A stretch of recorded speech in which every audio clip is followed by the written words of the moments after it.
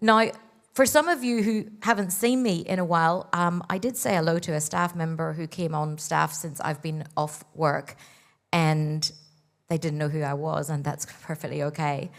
I just give you a little update on me. I'm managing 3 autoimmune conditions, and I have to be really careful on when I choose to do an event with lots of people because that has implications on my health. But step by step, we're getting there, and I appreciate your prayers on that. No. Okay.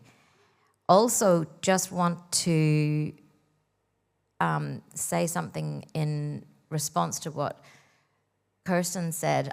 I had no idea that activists in other places had no access to the people that they were working for. And she does it just because of what she believes in. She has no personal relationship necessarily with these people. And that's extraordinary because we have had, as a church, a very personal relationship with some of these prisoners in death row. Now, I do want to also say that I acknowledge in this room, there may be a small percentage of you who are okay with the death penalty. And whilst that saddens and challenges me, I respect your view on that. And I think that sometimes that is based on a misunderstanding of the Noahic covenant, which talks about if someone kills someone by another man's hand, their blood can be shed. But I think in this room, we are practicing Christ followers, which means that Jesus was the last execution for the sin of the world, and it should really count.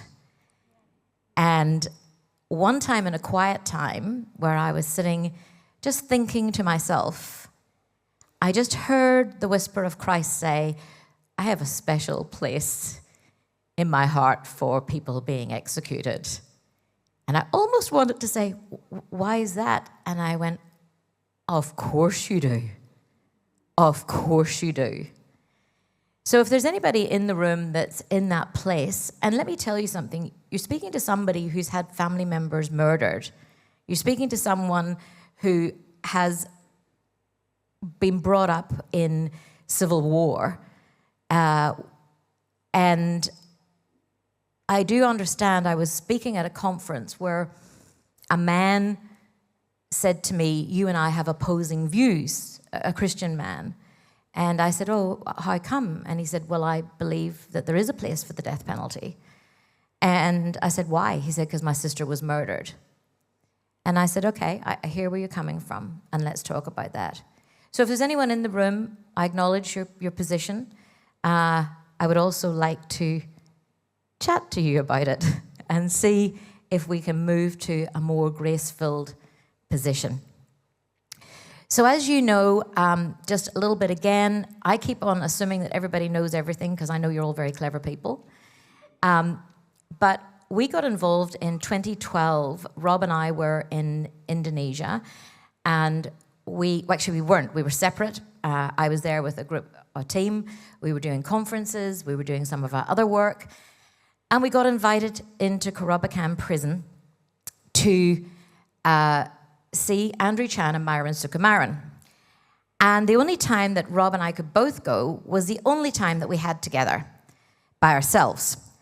And we were like, oh, do we want to add another thing to our lives? And then we were convicted by this scripture. You gotta love the scripture, especially when it actually makes you do the stuff that you're supposed to do. So Matthew 25, verses 36 to 40, I think we have it on the screen. I was naked and you clothed me. Well, we do a lot of that at Bayside. I was sick and you visited me. Yep, we do that, pastoral care. I was in prison and you came to me. Well, we come to some prisoners, but not all prisoners, and maybe not drug traffickers. And then the righteous will answer him, saying, Lord, when did we see you hungry and feed you, or thirsty and give you drink? When did we see you a stranger and take you in, or naked and clothe you? Or when did we see you sick or in prison and come to you?" And the king will answer them and say, "Assuredly, I say to you, insomuch as you did it to one of the least of these, my brethren, you did it to me." You did it to me. I was in prison and you came to me. Now, not everybody in this room will be able to physically go and come and be with a prisoner. But the things that you do as part of this congregation, as part of giving into this congregation, makes it possible to be Jesus, to embody what he would do if he was physically here in the flesh. You are his only flesh. If anyone is to see Jesus, are you a good image? Are you a good mirror? I did warn you. I've got tissues. It's all good. It's all good. Thank you. Now I've got a box. I could be here forever. But I won't. It's okay. There is work to be done. That scripture haunts me. Keeps me doing what I do. Keeps me alive. Gives me purpose. I hear of people not having purpose. I go, hey, here, I've got it. I've got suitcases full of it. Just come. It's okay. We can find some purpose for you. Doesn't matter what you do. We need loads of people to get this war won. You know, prison ministry for me started in Northern Ireland growing up. I remember a doctor, his name was Dr. Holly, and the man has impacted so many people around the world. And he would sit there and he would have a Protestant, he would have a Protestant on one side of him and a Catholic on the other side, and he would share the scriptures. And I think that all of us have no problems helping people who are in prison for their faith. But the jump came for us as a church when we actually stood beside people who had committed a crime. Funny that, isn't it? That in God's eyes, I love this scripture. And again, I'm going to cry my eyes out. Romans 5, verse 6 to 8. For while we were still helpless, at the right time, Christ died for the ungodly. For one will hardly die for a righteous man, though perhaps for a good man someone would dare even to die. But God demonstrates his own love towards us. His love towards us is demonstrated in that while we were yet sinners, Christ died for us. It's the sick who need a doctor. You know? And people make mistakes all the time. One of the things that I just said, and I will use every last breath to help people understand this until this horrendous punishment is gone. Every one of us, how many people have ever traveled overseas? Can I see? How many people have gone via Singapore? How many people have gone via Dubai, Abu Dhabi? Thailand? Okay, so you are all impacted. You cannot leave this country without being impacted by a country potentially subject to a death penalty. And you could be subject to it. That one of the things that they showed us on Wednesday night was a man who was totally innocent and got the death penalty in Bangkok. Innocent or guilty, while this punishment is available, every one of us are subject to us. The family Panir's family, are a Christian family, pastors of a church.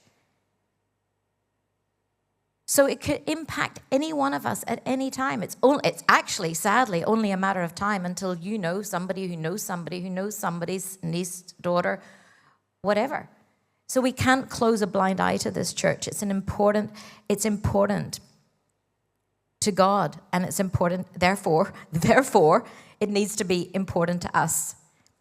It should be part of our awareness in every believer's life. It's not an optional extra. To help prisons is not an optional extra. To help prisoners is not an optional extra. And yet so few churches are involved in this ministry. And we need to change that, guys. Will you help us to change it? You already have. We need that. You know, I remember when we got involved in 2012, one of the lead lawyers said, "So," he might be watching now. If he is, a lot of water has gone under the bridge. "So what can you smiley-faced Christians do for us?" And I said, "Good question. But I promise you one thing, whatever we have is yours. We will do this together." And now I think in a bookend of the last almost 15 years, Kirsten put it beautifully, a small group of people can do amazing things. And I see what we achieved. One of the judges that was there the other night said, "But Christie, you got to win with Lindsay Sandyford coming home. We lost." And I said, "No, you might have lost this battle, but you haven't lost the war." And just before Lindsay was extracted, as they referred to it, as she was released, we took a moment to remember that if Andrew Chan and Myron Sukumaran had not have died, and I was, for those of you who don't know, at their execution, then this would likely not have happened.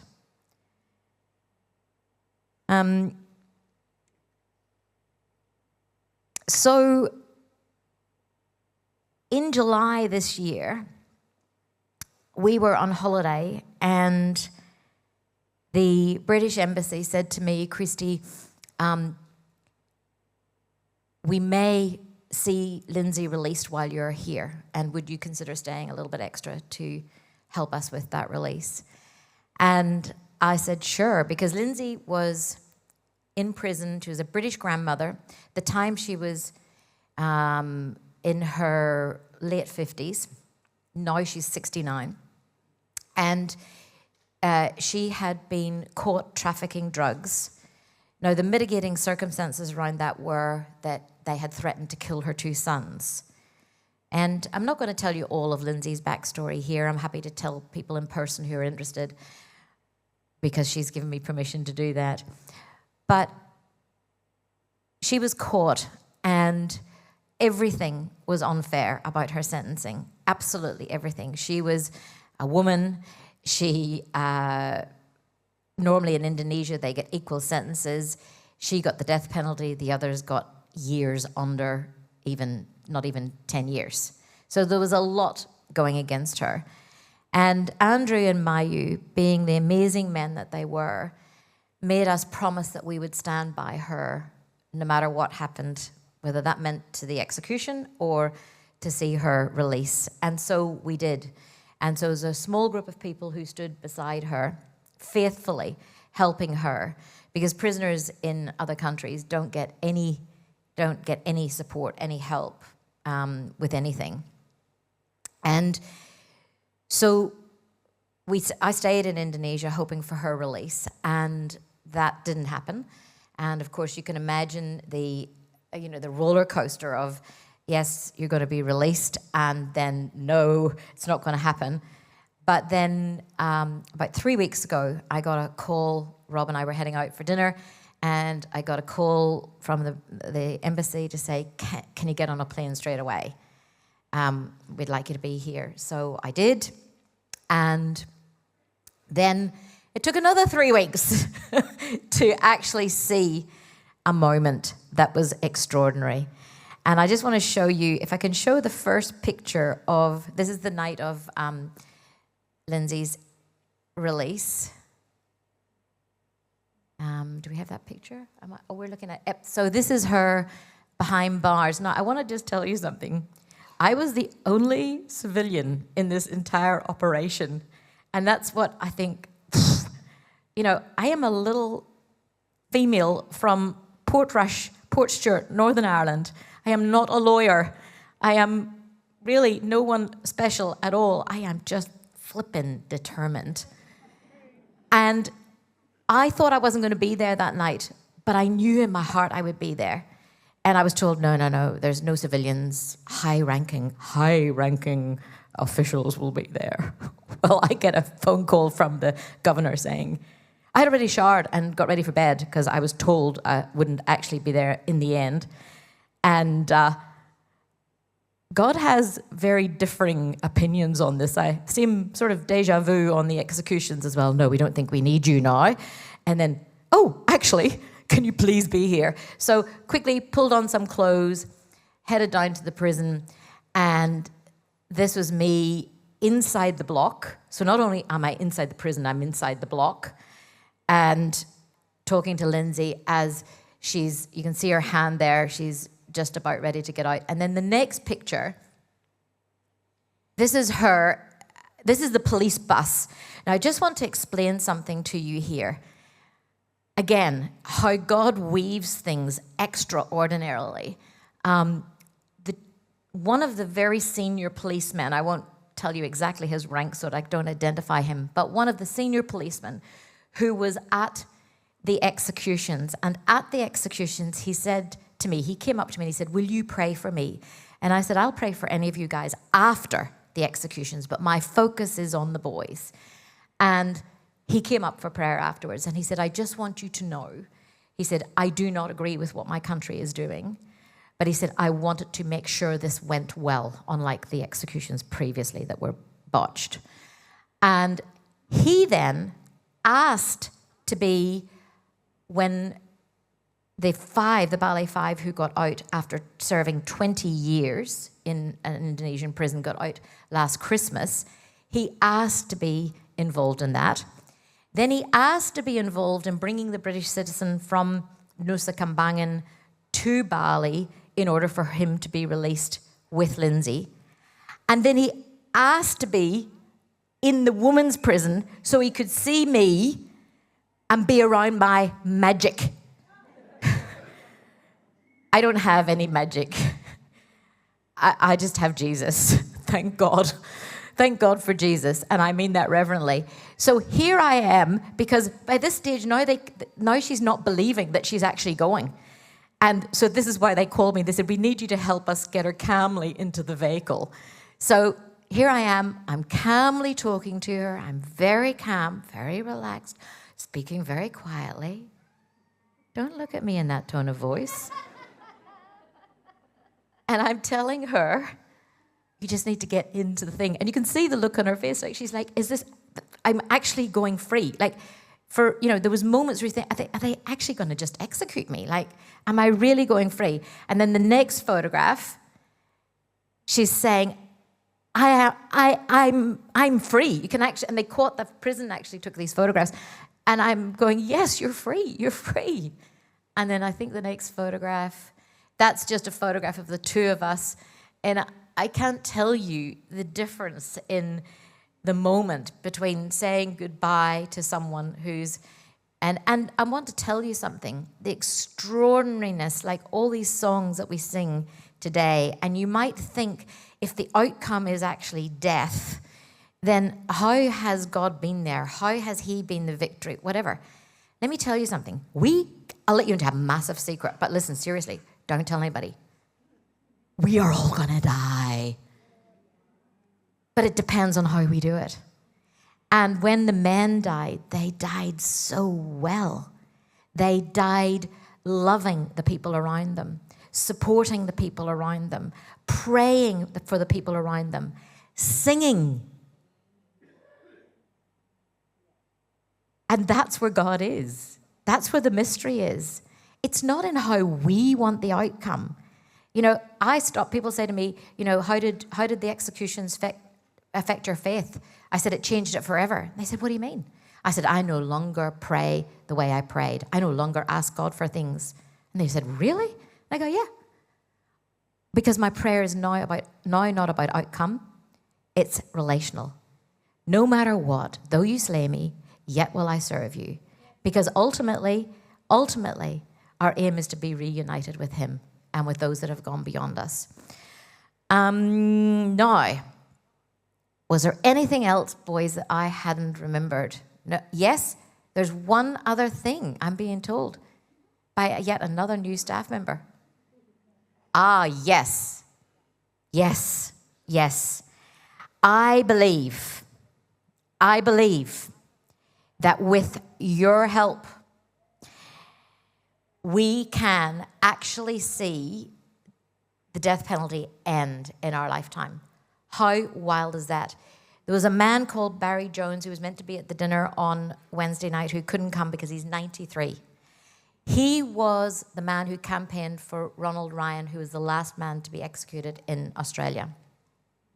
And he then, therefore, was part of the end of the death penalty in Australia. Not only is it cruel and barbaric, and it is not a deterrent, the evidence-based research shows us that. So please, if you call yourself part of this community, don't use that line. You can use any other line in an argument with me, but don't use that line because it doesn't have a space.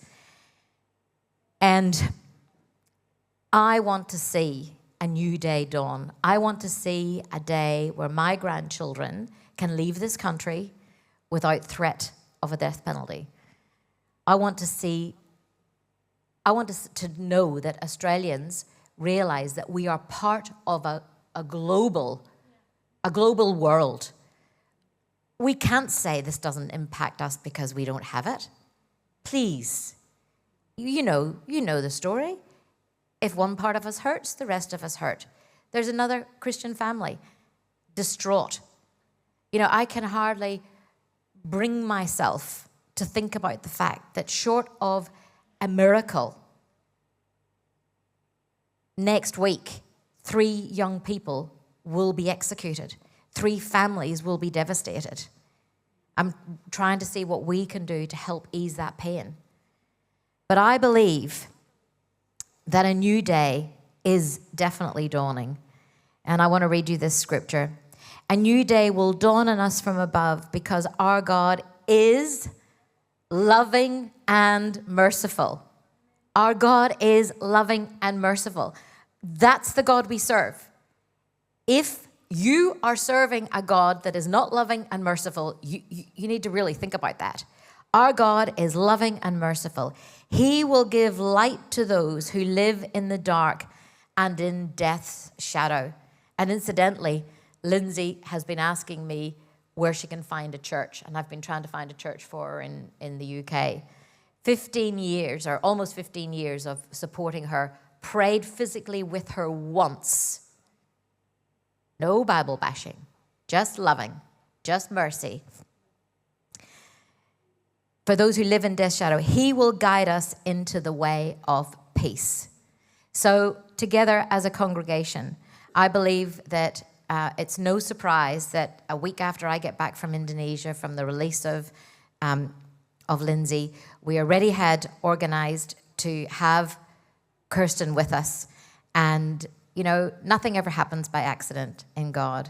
And I just want to thank you so much as a congregation on behalf of Lindsay. She will be doing a video for us. She didn't do it because thankfully she's getting a little flat. So she's like, you imagine being incarcerated for the last 14 years. So many things have changed. But she sends her love. She sends her deepest gratitude. And that made me really think in the moment how deeply grateful I am that I have been given a reprieve from the death penalty. And each one of you who are Christ followers has also been given that reprieve. I can hardly wipe the smile off my face. It's incredible. But there are so many people who are not in that place, and we need to stick with and walk with and continue the journey and see this death penalty a thing of the past. Is that cool? All right. Okay.